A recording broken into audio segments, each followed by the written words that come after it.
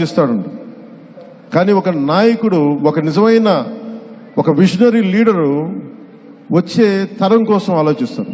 అలాంటి వచ్చే తరం కోసం ఆలోచించగలిగే నాయకులే కాబట్టి ఈ రోజున గౌరవ ముఖ్యమంత్రి శ్రీ నారా చంద్రబాబు నాయుడు గారు వెంట మేమందరం ఎందుకున్నామంటే ఒక తరం కోసం ఆలోచించగలిగే వ్యక్తి.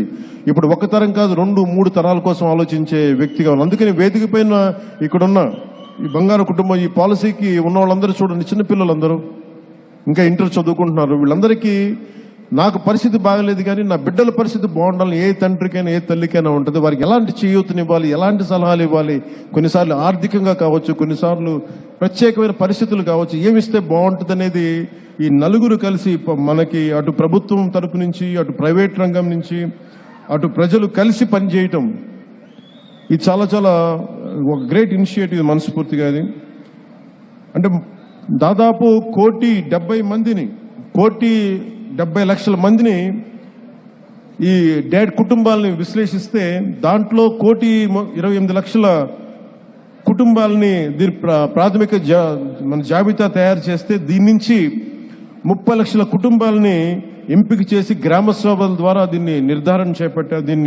నిర్ధారిస్తున్నారు.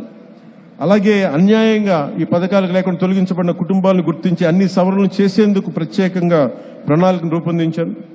తుది జాబితాలో 28 లక్షల కుటుంబాలను, మొదటి జాబితాలో తుది జాబితాలో 28 లక్షల కుటుంబాలని ఎంపిక చేస్తాం. దాంట్లో భాగంగానే ఈ రోజున మన ముందున్న వేదిక పైన ఉన్న ఈ బంగారు కుటుంబం రిసైపెన్స్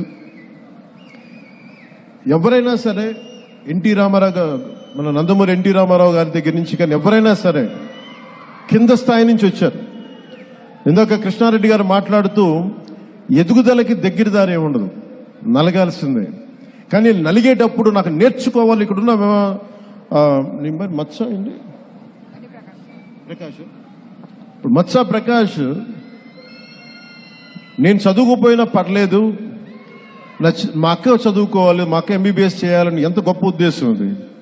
కానీ ముఖ్యమంత్రి గారు ఆలోచిస్తుంది, నువ్వు కూడా నలిగిపోకూడదు, నువ్వు త్యాగం చేయాల్సిన అవసరం లేదు, నీకు మేము అండగా ఉంటాం, నీకు అండగా ఉండడానికి మేము ఆలోచిస్తున్నాం అనేది ఒక సదుద్దేశంతో చేపట్టిన కార్యక్రమం. వారి నాన్నగారు కూడా నా బిడ్డలకి నేనేం చేయగలను తపన పడుతుంటే ఈ రోజున ప్రభుత్వం వస్తుంటే ఎవరికైనా సరే ఇబ్బందుల్లో ఉన్న కుటుంబాలకి చిన్న ఆశ కావాలి. మేము ఉన్నామని ఒక చిన్నపాటి ధైర్యం, చిన్నపాటి ఆశ కల్పిస్తే ఎంతకు ఎదుగైనా ఎదుగుతారు.